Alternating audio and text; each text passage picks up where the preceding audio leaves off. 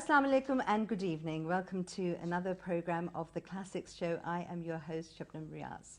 Today we have a very special program that we've prepared for you, and it's something that I'm personally really looking forward to the discussion, because we've had a discussion before we're going on air right now as well. We're going to talk about literature and Islam, the relationship between the two. What is today's Islam? What should it be, this great religion, what is the real essence behind it? And so we have a very special guest for today's program, very delighted to introduce Dr. Umar Farooq Abdullah, who is an American Muslim scholar, educator, author, and you're working in the US, Canada, and around the world. Right now you're here with us in Pakistan. Thank you so much for being part of the show. Thank you very much. I'm very honored to be here, very happy to be here. Likewise. And the conversation that we've had before we're actually recording the program, that was absolutely fantastic as well. And so many things, so many questions lead to more questions. So, let's talk about right now. I would ask you, when did you come to Pakistan the first time? What, how has your experience been?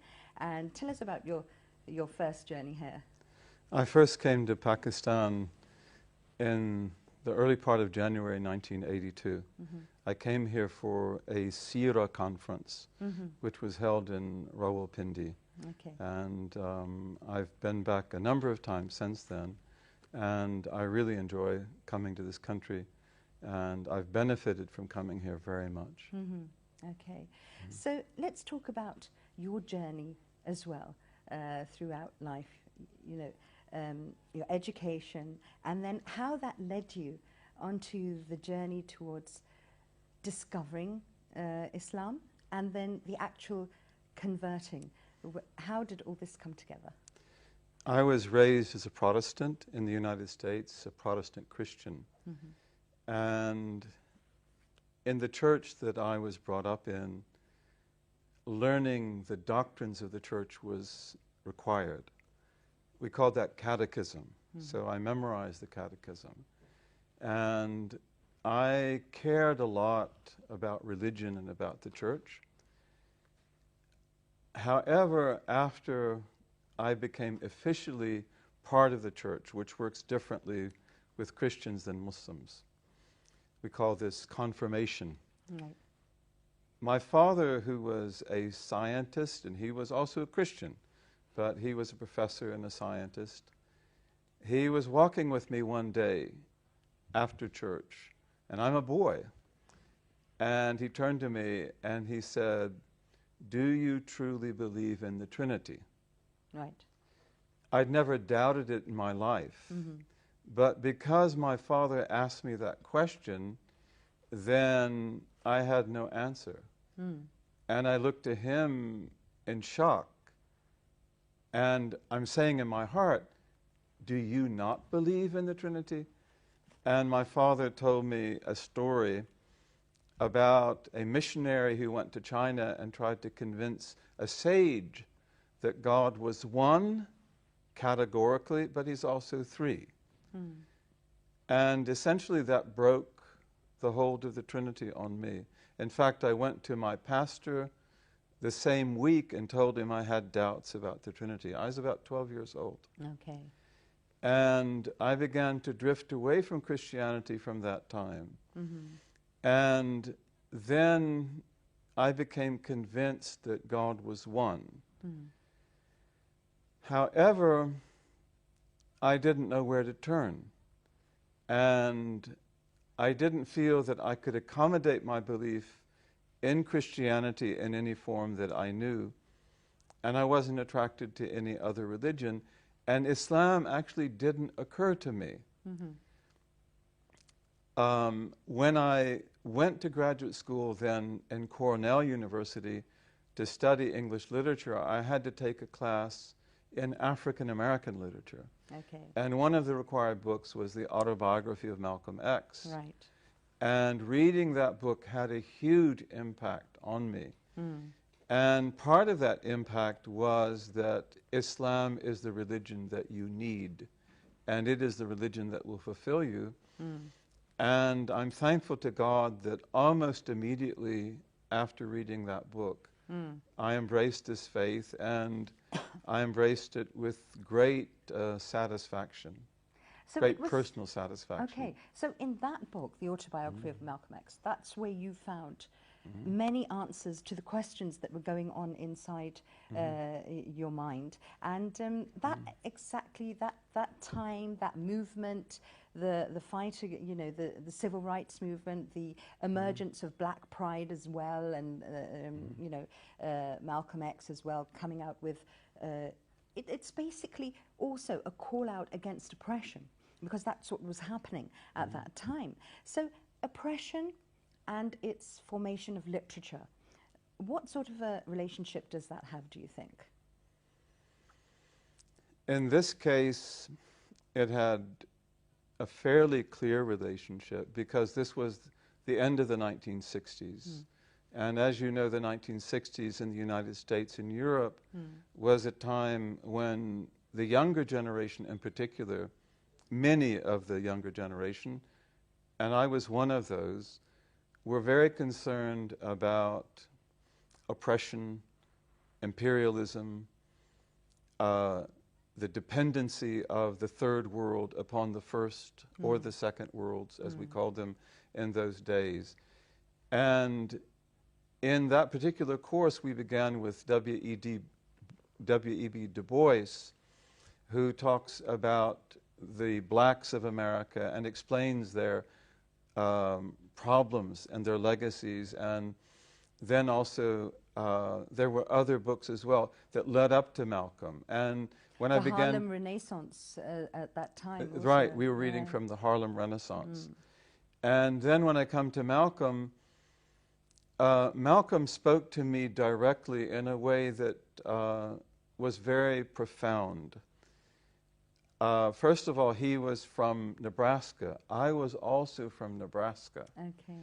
And he was burned out, his family, by the Ku Klux Klan in Nebraska. I don't think I had even registered that Nebraska had a Ku Klux Klan. And then he goes to Michigan, and my family also had strong ties historically with Michigan. And there his father was killed. So that affected me personally in a way that might not affect other people. And I was riveted by the story. I couldn't put the book down. I began reading it on January the 2nd, 1970. I read it all night long. I didn't sleep that night. Okay. And then when dawn came, when the sunrise came, which I went and opened up my curtains, that my window overlooked Cayuga, Lake Cayuga in Cornell. It was a beautiful, spectacular day, and I sat down and I said, "What did you learn from this book?" And I said, "First of all, you learned that God and Allah, or Allah, but we pronounce it as Allah, are the same." That's something that I would have known intellectually, but not emotionally. And also that God guided Malcolm X. So that proves that God exists also, which, not that I had doubts about that, but that was really all I needed. And I think also that maybe not so much answering my questions, but the book showed me that Islam is relevant to you as an American, because Malcolm also says that racism is a cancer eating away at our society. Right. And only Islam could cure that. Exactly. And of course, the pilgrimage experience that Malcolm had, which is one of the most beautiful chapters in the book, and I just finished reading that chapter, that shows this power that Islam has to bring all the ethnic groups and races together. Exactly. Yeah. And that is one of the most important bases of the religion, is it not? Equality. So, you know, if you think about all the things that are going on, and you know, you have your minorities as well in every country. So the Prophet, peace be upon him, he was very, very vocal when it came to minorities and their rights. So how much are we working towards that. How much is that making, as you said, a discontent, in society? What are the remedies? And all this in relation to that very, very important word, tolerance. Mm-hmm. The society that the Prophet built, sallallahu alaihi wasallam, in Medina was a society that from the very outset, in the constitution of Medina, recognized the religious diversity in the city. That, of course, was a diversity primarily between Muslims and Jews. Mm. And interestingly, it even refers to them as one ummah together. Mm. And therefore, it emphasized the principle of harmony and of the neighbor and of living together. Mm. And this would become one of the most important principles in Islamic civilization for hundreds and hundreds of years. Mm. That we were people who were able to live with those who did not agree with us. Mm. And we were not only able to tolerate them, but we were able to protect them and to defend them. Which is such an important aspect, is it not? Absolutely. And we honored them. In traditional Islamic societies, where you had Jews and Christians and Magians and Hindus and others, it was forbidden by Islamic law that you offend them. And the Prophet ﷺ emphasized the rights of the mu'ahid, of the dhimmi, the person who has with us a covenant, a civic covenant. Mm. And in fact, that covenant could be given by anyone, even an ordinary man, woman, child, even a Muslim who was a fasiq, who was corrupt. And that had to be honored by all. Mm. So traditional Islamic societies were societies in which we respected other human beings and we were able to live with them. And by virtue of this, Islam was able to create a great global civilization. No people, or few people in the past, if any, were able to engage every different ethnic, cultural, and religious group in a dynamic way. Today, it would seem unthinkable that Muslims could do that because of this culturally predatory interpretation of Islam, this ideological Islam that has been developed only over recent decades. But it has been so effective that it's inverted the modalities and the paradigms of what we used to be. Even in World War II, when many Muslims were under colonial rule, and they fought for or in the case of Turkey, secular rule, very strict secular rule, Muslims still did more than probably anyone else to protect the Jews that the Nazis were persecuting and to get them to safety. And we did that instinctively as part of our tradition. A Jewish man told us in America, after this documentary was produced by Michael Wolff, called Enemy of the Third Reich, which is about a woman named Noor Khan, who was born in France. Her mother was American, her father was from the subcontinent. And she was brought up in France, but then when the Nazis occupied France, she went to England. She spoke perfect English and French. And Noor Khan, who was a wealthy woman, who didn't have to do anything, she wrote children's stories. She went into Nazi-occupied France to be a telegraph operator, to get Allied pilots that were crashed out of England. And this was a death sentence. And in fact, she survived longer than most, but ultimately the Nazis got her and they executed her. And it's like she had to serve these countries that she believed in. But in World War II, this one Jewish man told us that his family lived in Lyon in France. And when the Nazis occupied, they were after them. So one of his relatives, a man, was running through the streets of Lyon. trying to escape the Nazis. And he saw a Moroccan imam dressed in Moroccan dress. And he ran up to him and he said, "You've got to help me." And the man said to him, "Are you a Jew?" And he said, "I don't know why, but I was honest." I said, "Yes." He said, "Then get inside." And he put him inside the mosque, and he protected him, and he got him out safely. And there are many stories like this. So, the story that you're narrating and the books that have come out and the things that have been documented, how much of a role does literature have then in promoting the actual true facet of religion? It's interesting, first of all, that we've always called literature, which the Europeans call literature, which is the letter, the written word. We've always called it adab, which means good character. Absolutely. And that's because of the fact that we cultivated literature in order to cultivate people. Exactly. And to cultivate good character and to create civilizations. And Muslims did that wherever they went. I was a student of literature, as you know, yes, and of history. And one of my concerns was the death of American poetry and English poetry. And this is something that Ezra Pound, James Joyce, T.S. Eliot, and many others were very concerned about. And it's like the poetic idiom and poetry were of no relevance to the people anymore. When I became a Muslim, I told myself that if Islam were ever to spread among my people, it would revive poetry.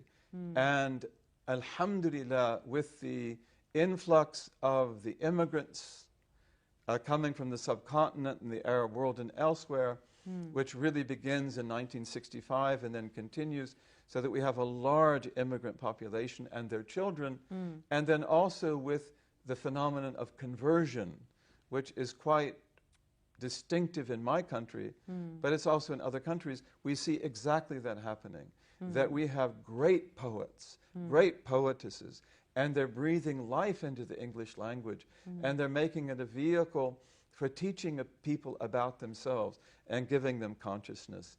So adab to us was always very important. Wherever Islam spread, it enriched the local languages. Absolutely. And it always produced languages incredibly capable of profound expression. That's true, of course, with Urdu, and it's true of Punjabi, and it's true of Bengali, and of course taking from Persian and Arabic and Turkish. But wherever Muslims went, this is the case. In China, this happened.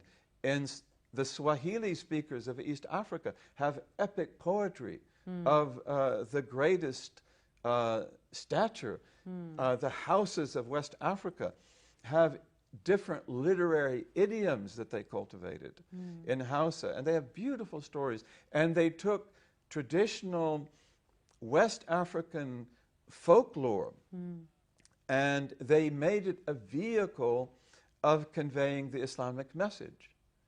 And they would take, for example, the baby of the family, which is one of the favorite themes of West African folklore. And you see it in The Lion King. The Lion King is the baby of the family. And the baby of the family will become the Muslim prototype. Right. And of course, the baby of the family is threatened by the jackals, by the hyenas, by witches, by spiders and other things. And they will be prototypes of an old idolatrous order. So we were people of great literary capacity. And we had people who loved literature. They loved poetry. And as Rumi says, these words of truth, whether they are the words of revealed language, as in the Quran, or in the words of the Blessed Prophet ﷺ, or whether they are the inspired words of great poets and poetesses, they are capsules of light. And they release to you the light that your heart is capable of receiving according to your own personal growth. So literature is extremely important. A very powerful. And so is art. And art and literature were absolutely central to Islam wherever it flourished, wherever it went. So true. Now, you mentioned Rumi. I wanted to talk about him as well. He is one of the best-selling poets in America right now. So people are, you know, they want to connect with their spiritual side. He has developed a universal audience. He's been able to talk to people from other, you know, divides as well. So the quest is there. The spiritual void that needs to be filled. People are looking towards that, and that's expanding all over the world. With, you know, sort of the material gains that we're achieving and the rat race, the economic empowerment as well, there still remains this hole that has to be filled. Many people are turning towards the Sufi part as well. So tell us about that. The masters like Rumi and many, many others, and of course the great poet Muhammad Iqbal ranks among the greatest of them all. Hafiz, and many others, Amir Khosrow. These people give us the meaning of ourselves and life and the universe we live in. And human beings have to have answers to these questions. In the Islamic tradition, we have a very rich theology, and of course we have a very rich law and legal theory, usul al-fiqh. But our great spiritual masters produce a metaphysics, which is a vision of the realities that underlie all of reality, that has no peer in human history. But metaphysics is something that only few men and women can actually study and master. Sort of like nuclear physics or advanced calculus. But the great artist, architect, for example, or weaver, or poet, could take this metaphysics and express it in the language of beauty so that people could relate to it and people could imbibe it. I know of a man, for example, who came to Pakistan years ago, and he went to visit a particular religious shrine. I think it was in Lahore, but I don't remember, and I don't remember who it was. But this man knew Hafiz, he knew Rumi, and he'd studied the great metaphysicians of Islamic history, and he'd spent decades doing that. But he stayed in that shrine too late, and he came out, and it was very dark. And he didn't know how would he get to his hotel, which was maybe 2 hours walk. And by cart, it would be 40 minutes. And he said, out of nowhere came this old man in one of these Pakistani carts. And he told the man, can you take me to my hotel? He didn't know Urdu, so he spoke to him in Persian. And the man answered in Persian. And because the two languages are compatible, they understood each other. He got then in the cart, and he said the old man's clothes were so humble that you could have bought them in the market at that time for $1. And this man began to recite to him from Rumi and Hafiz. Who was this man? You have treasures in Pakistan. True. And he said, I learned more about metaphysics in that 40-minute ride than I had in 30 years of study. Imagine. So this is, again, the ability of the artist. Connectivity. And especially the great poet, to take these truths and to clothe them in such a way that we can receive those capsules of light. And this is one of the greatest jobs that the artists have. Right. Now, you know, something there that you said, it was actually the presentation also of this old man who comes across as such an unassuming figure, And then all of a sudden, this enlightenment, this discourse and this change, this intellectual exchange, where you wouldn't think that normally this would happen. So again, you know, humbleness, modesty, simplicity, it is so powerful, is it not? So why are we more inclined, and we're losing that sort of, you know, touch where we can sort of come back to our own roots and be happy and comfortable in who we are for what we are? Why are we running in the rat race then? And why have we forgotten that actually humbleness and less is more? I think that Muslims have the best beginning of any religious community or civilization in history. And we say traditionally, the beginnings are the manifestations of the ends. Al-bidayatu majjalatu nihayat. So we have a great beginning. And for 1,000 years, we worked wonders. But our middle period is our difficult period. And the Prophet ﷺ, he said that my ummah is like the rain, the good rain that gives life to the land. No one will know which was better, the first of it or the last of it. And in other hadith, he told us ﷺ, that good will come to us in the end, like the good of the beginning. I am an optimist, and from the time that I embraced Islam in 1970, I've had great confidence that this religion is the way forward and that it will be able to find itself again. But I think that the colonial period and the post-colonial periods have been for us extremely traumatic. And everything was done to destroy our culture, our faith, our civilization.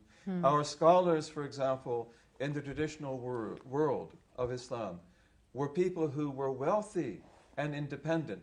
They had awqaf, they had endowments. One of the things that was done in the colonial and post-colonial period was to remove those awqaf, so that the scholars become often impoverished. And then also, often Islamic scholarship doesn't attract the kind of people that it used to attract in the past.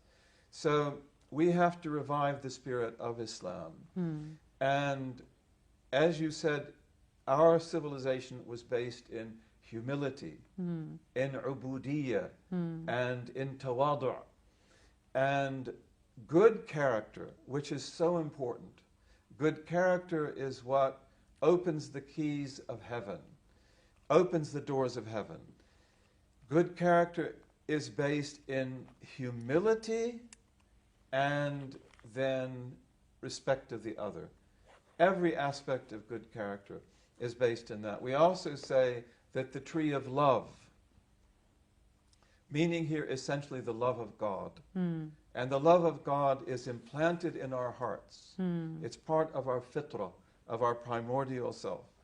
But the root of the tree of love is humility. Yes. And the trunk of that tree is knowledge, especially the knowledge of God. Or we could say knowledge of the beloved. And the branches of that tree are haya, which is not really shame. Haya is the imperative to do things in the best possible way. And then its fruit is obedience. And we say that it's watered by dhikr, by the remembrance of God the Beloved. So humility is really, really important. And humility is also the basis of self-consciousness and of honesty with ourselves and knowledge of our Creator. Of course. You know, what you're emphasizing on is so important. The things that we're overlooking, because so many other things are being sort of, you know, focused upon. The character of a person is their definition, a definition of who they are, not just for themselves, but for the world around them, for their family, for their loved ones, for everyone. Now, does it not seem that the people who are of a more sort of a reflective character, who have understood all the things that are required to be of a noble character, they fall into a more silent zone, and the noise is usually coming from all the people who are actually, you know, spiritually inadequate or in character. You know, there's a lot more that needs to be done there. And so why are we identifying noise and all that thing, everything like that, with strength? And whereas when we talk about Sufism as well, they talk about silence, they talk about meditation, they talk about connecting again. So how about that? That's a very, very important observation. I think that one of the most important things is that these great men and women of ihsan, these men and women who sought to worship God in the most perfect way, as if they could see Him, they were the cultivators of adab, of literature, again, and then also of humility. And they taught people courtesies. And the Sufi orders, especially in their greatest days, here in the subcontinent and around the Muslim world, were devoted to the service of the people. Here in Pakistan, for example, you still have a number of langars in which people can come to eat. Yeah. And no one asks them, even if they're hungry, they don't ask them, are you a Muslim? What is your sect? They don't ask them, are you even eligible hungry? for this? They don't ask them anything. Exactly. It's sit down and eat. And so traditionally, we taught good character and courtesy through practice. We also, of course, taught it through our literature and other things as well. The voice of arrogance is a voice that is hollow. Okay, I'm going to ask you that question again right now. We're going for a break, so don't change the channel. Stay with us.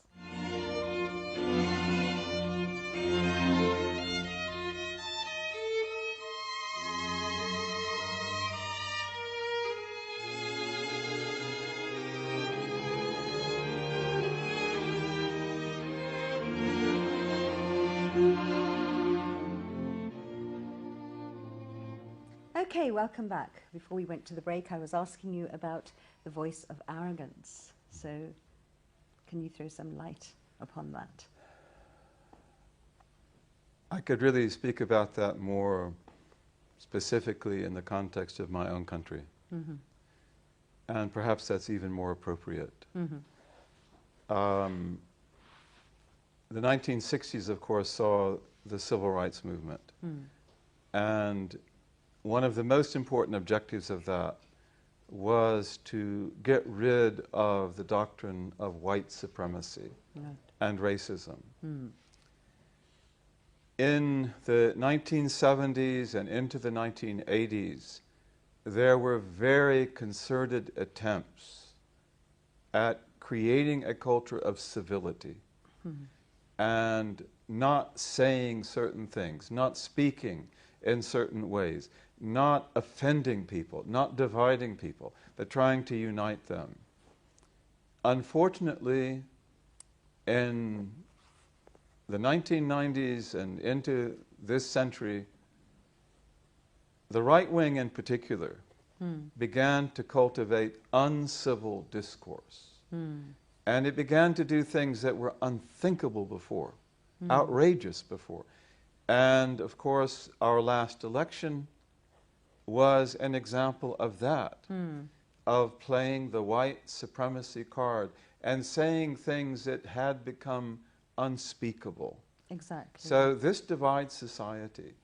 And people get out of it certain short-term benefits. And that was sort of a Pandora's box, was it not? It is a Pandora's box because where it ends, no one knows. And when you let out these dogs, they ultimately bite everyone. So I think that in the Muslim world, we have many people who speak the language of hate. They speak the language of arrogance and lack of self-consciousness, which is untrue completely to the letter and spirit of our religion. And I think that we have to bear in mind the fact that they are alienating, although they're dividing our societies and their rhetoric empowers certain people as opposed to others. But in the end, they're also alienating millions. So this is why I think in our Islamic world, we have this problem of people simply checking out of Islam because the voices they hear speaking about Islam are so irrational, so unreasonable, so impolite, and sometimes even vulgar, that they don't want that religion anymore. And it's very important for us to seek to restore the normalcy of civility and of intelligent discourse. And this is what our civilization was based on. We were a civilization that welcomed intellectual discourse, not just among Muslims, but among Muslims and non-Muslims and others. Exactly. And we need to get that back. And we have to have, I think this is very much an issue of leadership. That where are the leaders who can guide us in this respect? Because they have an obligation to do that. Of course. And one of the things that is said about the media, we of course live in the age of the media. And the media is multiplying different forms all the time. But one of the principles of the media is that you cannot affect the people if you do not cover all the bases. So you have to use every type of media available. And I think that those of us who seek to represent a normative, reasonable, authentic discourse, and who, inshallah, have a pedigree, who've taken from traditional scholars with authorization, we have the responsibility to do this, and to try to, and not to leave a vacuum where these other voices, can bring about great harm and continue to do that. Right.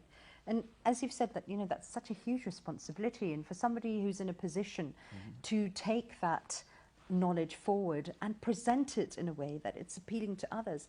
Tell us about your trips around the world, the people you've been able to communicate with, the people you've been able to sort of, get through and change their perspective as well. How have you dealt with the issue of tackling Islamophobia?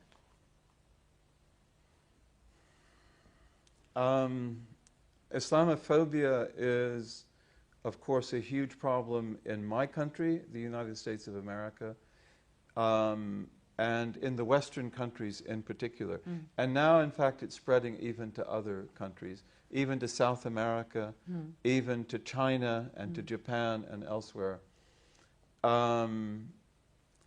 This is a really difficult issue, especially because of the fact that those who promote Islamophobia are people that have access to every aspect of media, and they have billions of dollars, and they have an agenda. Of course. Because this fear of Islam, it serves their interest. It serves their interest. It justifies things like political intervention. Of course. And because then it's just a pretext to other avenues that are thought of beforehand. So we're up against a very, very daunting challenge. And may we use our resources. We have among us today a number of scholars who are very gifted, and spokesmen and spokeswomen. and it's very important to cultivate them. It's also said that ideas have to have human faces. So if we go back to the civil rights movement in my own country, the face of the civil rights movement and the voice of it was Dr. Martin Luther King. And the fact that he was able to give the movement a face is one of the main reasons for its success. True. So we have to also be conscious of that, that we need to find men and women who can be effective voices and faces for the truth and for a positive discourse. And also, I think we have to be very careful not to be in a reactive mode. In other words, we can't just be reacting to what is being done or what is being said. And Islamophobia also feeds on the fact that we have among us various radical groups that call themselves Muslim, who are engaging in acts of barbarity beyond words that human beings wouldn't even do. How could you do this in the name of Islam? Again, serving their own political agenda. And again, they're serving political agendas. And often they're serving the political agenda of the West. This is something we should never lose sight of, because the things that they do definitely play into the hand of the Islamophobes. So we have to do something very positive. It's also said that that which is set wrong by action can only be set right by action. So we also need to have dynamic activities and programs, taking care of the poor, taking care of the land, and things like, for example, environmental concerns. Islam has some of the greatest environmental legislation ever. And in Islam, we have the rights of human beings, حقوق العباد. We have the rights of God, حقوق Allah, which are actually what we call human rights. Human rights are actually حقوق Allah, they're the rights of God. And we have the rights, حقوق البهائم والحيوانات. We have the rights of animals and livestock. Absolutely. And we have the rights of water and of land. Right. I'm going to have to interrupt you right now. We're going for a break, but we'll be back. Don't change the channel, remember.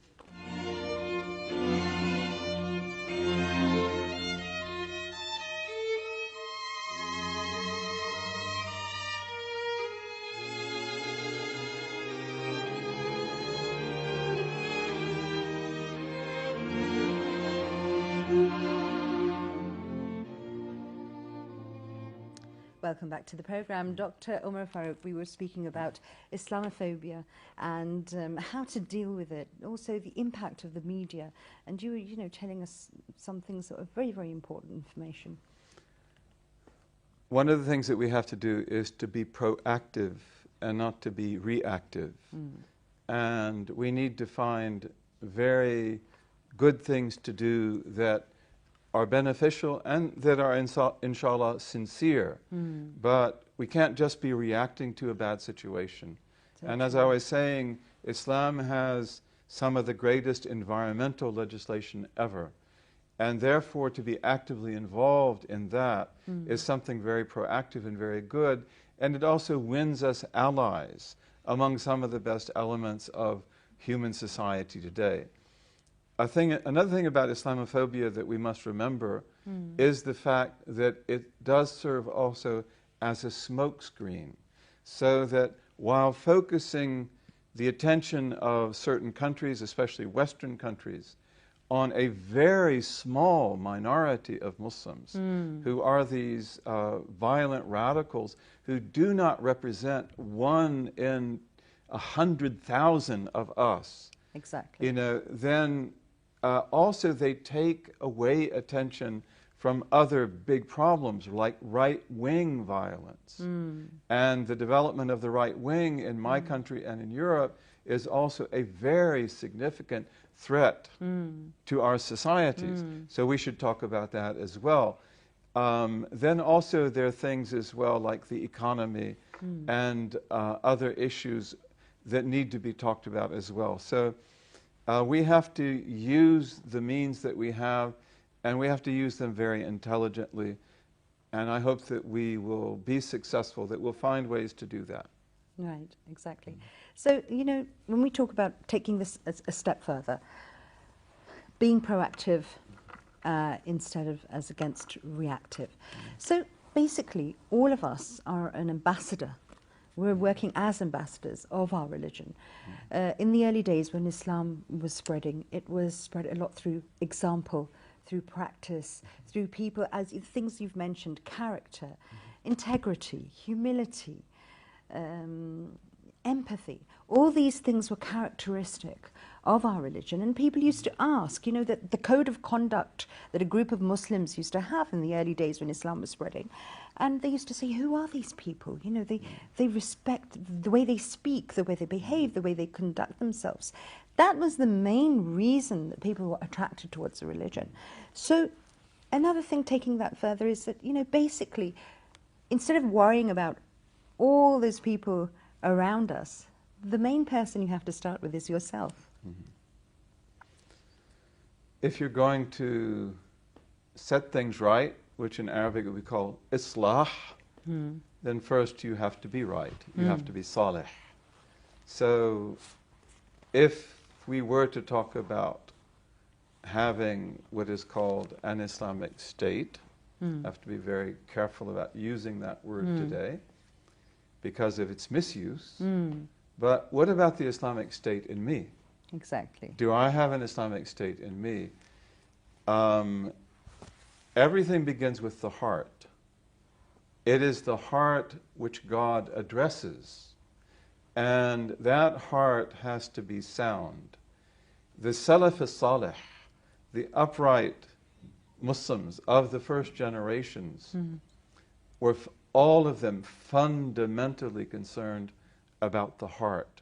They understood the heart, and they understand, and they would even say that we don't pay so much attention to people who pray a lot and fast a lot, even though they did pray a lot and they fasted a lot. But the whole issue is salamatu sadr, soundness of the heart, wa sakha an-nafs, overflowing generosity of the soul, and an-nushu lil khalq, and giving good advice and setting good examples for all creation. So this is who we were. Muslims in the past, wherever they went, were able to solve problems that no one else could. In Europe, for example, when Islam came into Sicily and into Spain and Portugal, one of the many things that it did was to abolish feudalism. So that was a service to the people at large. In West Africa, Islam was able to create a huge international market in a very tribal society. In the subcontinent, Islam was able to address the issue of caste and of caste preferences. So we should be people who are identifying the needs of others and who are meeting those needs. And today those needs are very, very great. Absolutely. In my own country, we have problems of poverty. Many people might not know that, but we have homeless people in our cities. We have other problems, rat infestation. My own city of Chicago has the highest rate of rat infestation of any city in the United States. We have problems of suicide. We have problems of many other things. Human beings have to be given meaning in their life. And this is what we ought to be about. And I hope that we will be successful in that. Human beings are fundamentally religious. And we were created to worship God. We were created to know Him and to love Him. And if we take a substitute for that, we will make it into an idol, because we will put in it the kind of love and energy and commitment that is true for God. But human beings have to have a meaningful religious expression in any society or time they live in, and this is one of the main things that is expected from us in this age that we live in. Dr. Umar Farooq Abdullah, it's been a pleasure having you on the program, and it's been a really enriching journey in everything you've talked about, you know, opening up the heart and the generosity of the soul. It's going to make such an impact with, you know, I've really learned so much, and our viewers as well. Just before we go, a very short message for our viewers, and, you know, how anybody who is trying, who's battling with themselves, who's trying to find that spirituality. Just a short few words for them. You have to have good company. We say in Arabic, "An-nafsu lin-nafsi tasriq," that the soul steals for itself from other souls. That is so true. We are gregarious animals. We're affected by the company we keep. So true. And you have to find good company and keep it. And also, those of us who are able have to give good company also. This is not a religion of hermits or of monks hidden away in monasteries. It is a religion of service and love, and this is the message of, and this is the action of the great Muslims of the past. Fantastic. And may we be able to revive these incredible legacies. Fantastic. Absolutely wonderful. Thank you once again. Thank you very much. Okay, so a man is known by the company he keeps. You know, one of the very important things that Dr. Umar has given this message to our viewers, and absolutely agree with that. We're all here to share, actually, share feelings, joys, sorrows, and help each other, you know, with all the burdens that life comes across. And there's so much there that we can, there's a treasure chest waiting to be opened. So until next time, see you. Bye-bye.